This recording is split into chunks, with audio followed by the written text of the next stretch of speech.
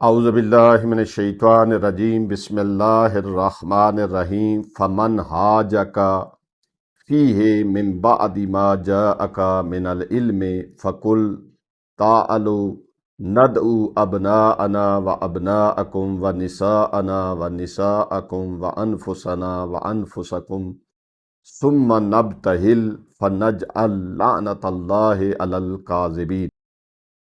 عید مبارکہ 24 ذی الحج کا دن اللہ کے نزدیک انتہائی فضیلت اور برکت کا دن ہے۔ اس حوالے سے مفاتیح الجنان وغیرہ میں تفصیلی اعمال موجود ہیں، ہم تھوڑا سا خلاصہ پیش کر دیتے ہیں۔ پہلا عمل یہ ہے کہ عید مبارکہ کو آپ غسل کریں، غسل کرنا مستحب ہے۔ عید مبارکہ کے دن کا غسل کریں قربت اللہ کی نیت سے۔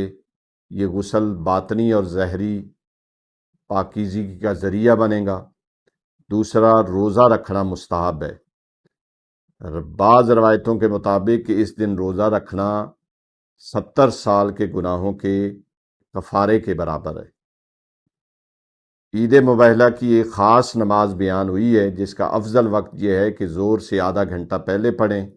طریقہ کار یہ ہے کہ 2 رکعت نماز کی نیت کریں گے، ہر رکعت میں سورۃ حمد کے بعد 10 مرتبہ سورہ اخلاص، 10 مرتبہ آیت الکرسی، 10 مرتبہ سورہ قدر۔ یہ آپ نے 2 رکعت نماز پڑھنی ہے۔ اس کی فضیلت یہ ہے کہ جو شخص یہ نماز پڑھے گا اللہ تعالیٰ اس کی دنیا و آخرت کی تمام حاجات پوری فرمائے گا اور اسے ہر بلا سے محفوظ رکھے گا۔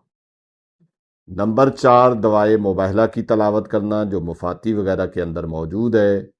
نمبر 5، زیارت امیر المومنین علیہ السلام کی تلاوت کرنا، کیونکہ مولا کو قرآن نے نفس رسول کہا ہے، تو لہٰذا مولا امیر المومنین علیہ السلام کی زیارت پڑھنا، زیارت کرنا مستحب ہے۔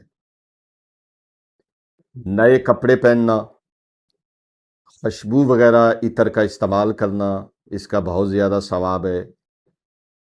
استغفار کرنا اور شکرانہ ادا کرنا، اللہ کا شکر ادا کرنا۔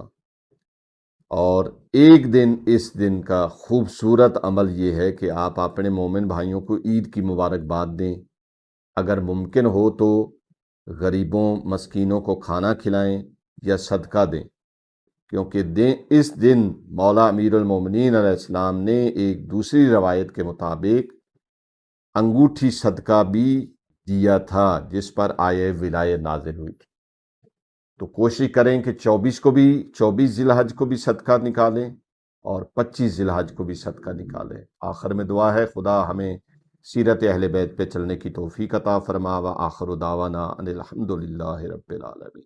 ہماری گزارش ہے کہ ہمارے فیس بک، یوٹیوب اور انسٹاگرام کے تمام پیجز کو لائک کریں، شیئر کریں اور سبسکرائب کریں۔